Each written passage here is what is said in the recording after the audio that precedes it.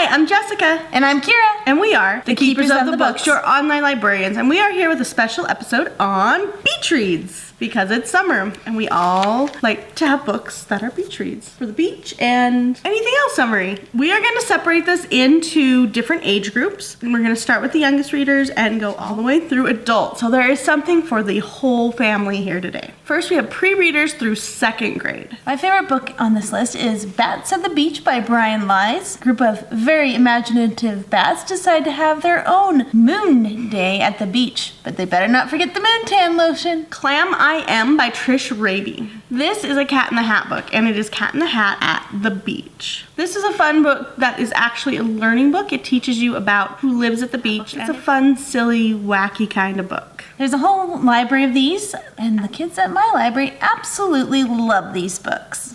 Princess in Black Takes a Vacation by Shannon Hale. This fun, really cute series is about a young princess who's also a superhero, and she needs a day off. Can her friend keep saving the day for her so she can keep having her day off at the beach? I love this book. It is just absolutely adorable, as all of the Princess in Black books are. Shannon Hale does a great job with these, and if you haven't read a Princess in Black book and you have a girl in this age group, she is the perfect kind of superhero. She has her fun, feminine princess side, and she has her cool, tough superhero side. When a Dragon Moves In by Jody Moore and Howard McWilliams. All you need is a bucket, a shovel, a little sand, and some imagination, and you might make a dragon friend as well.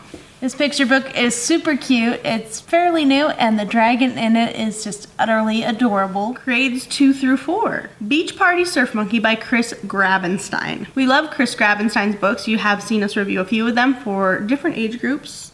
Beach Party Surf Monkey by Chris Grabenstein. This is a really funny series. This is actually book 2, but you can read it out of order. A movie is set to be filmed at Wonderland Motel, but everything keeps going wrong, including some fun stuff with a little monkey known as Kevin, who's a beach party surf monkey. Judy Moody and the Not Bummer Summer by Judy McDonald. So Judy's friends have gone away for the summer, and she doesn't want to have a bummer summer. So what will Judy do to make sure that she has a fun summer vacation? Amelia Bedelia Makes a Splash by Herman Parrish. Yes, this is a fun chapter book series, and yes, it is based off of the Easy Readers that I'm sure you all know. By Peggy Parrish. In this book, Amelia Bedelia goes to an old-fashioned summer camp, as old-fashioned as it gets. It's a sleepaway girls camp, and she'd rather have a high-tech summer camp, which is next door. So she decides to make some creative decisions to cooperate with the high-tech summer camp next door. Just in Case, Shells, Smells, and the Horrible Flip-Flops by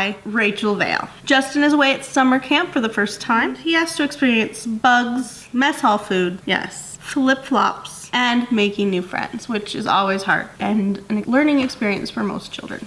Grades 4 to 6. Diary of a Wimpy Kid, The Long Haul by Jeff Kinney. In this book, Greg Heffley's very weird family goes on a long road trip, and they encounter every cliche road trip thing you can imagine, including some very wrong turns. Now, for those of you who haven't listened to a Diary of a Wimpy Kid audiobook, this is a really good one. And of course, the movie's coming out really soon this summer too, so you can even schedule to see the movie. Island of Dr. Libris by Chris Grabenstein again. This is an awesome one. It is a long summer. So Billy is forced to spend the summer at his mom's boss's house, and his mom is always working on the paper, but he finds a magic key, and the magic key is to an island of lost magical books. Letters from Camp by Kate Kleiss, told in letters, notebooks, and other forms of written communication. This is a camp where brother and sister pairs are supposed to go to learn to get along with each other. They're forced to wear horrible uniforms, do nasty chores, and lots of other things that are very unappealing. And the camp counselors and the family that own the place keep arguing. Are these kids in danger?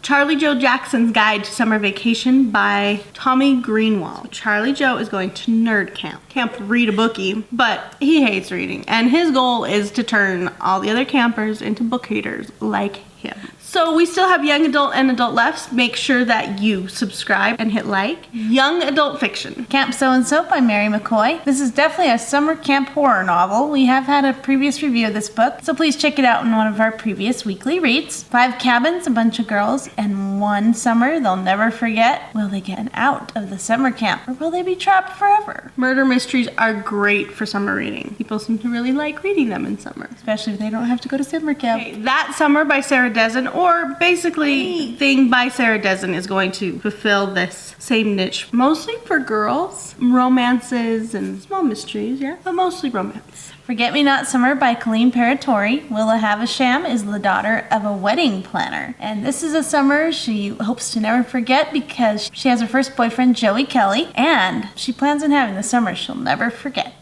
And especially for boys, Little Brother X by Cory Doctorow. This one came out a couple years ago. It is a great read for boys. I haven't actually met one that hasn't liked it. It's definitely your typical sci-fi Big Brother is watching, or is it Little Brother is watching? Now, of course, there's also Ender's Game. And I really, really like the Vladimir Todd series By Heather Brewer. Those are great boy reads, and girls love them too. And that one's about a teenage vampire. Personally, my favorite is the Lightning Thief series by Rick Riordan, and it does take place in a summer camp for demigods. Storied Life of A.J. Fikry by Gabrielle Zavin. This follows the story of a bookstore owner who feels like his life is not where he'd like it to be. And one day a surprise shows up on his doorstep that changes his life forever. Confessions of a Shopaholic by Sophie Kinsella, and the entire series to go with it. This series is still growing. It's been out for a while. And I love this book just because it's so not me and it's funny. She's living a very high debt life. She's a magazine editor. She doesn't make good money. And she shops all the sales.